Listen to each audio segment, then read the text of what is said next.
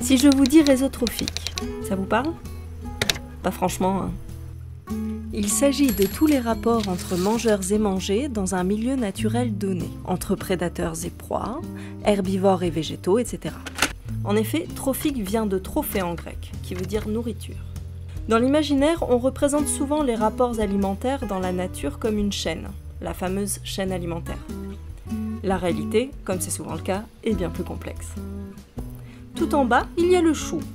C'est ce qu'on appelle le premier producteur, qui est mangé par la chenille, l'herbivore, qui peut aussi être considéré comme un bioagresseur.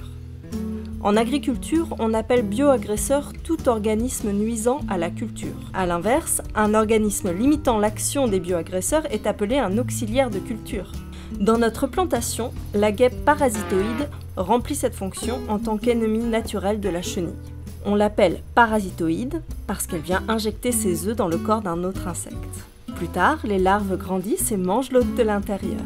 Au cas où vous regardez cette vidéo en mangeant, nous tenons à vous souhaiter un bon appétit. Bon, jusque-là, ça va. Sauf qu'en réalité, plusieurs ennemis naturels peuvent convoiter la même proie. Par exemple, la guêpe peut entrer en compétition avec d'autres arthropodes, tels que les araignées. Et ces deux espèces sont également la proie potentielle des oiseaux, qui se nourrissent aussi de chenilles. Vous suivez? C'est bien. Actuellement, dans le domaine de l'agriculture, des scientifiques cherchent comment utiliser le réseau trophique comme alternative aux pesticides.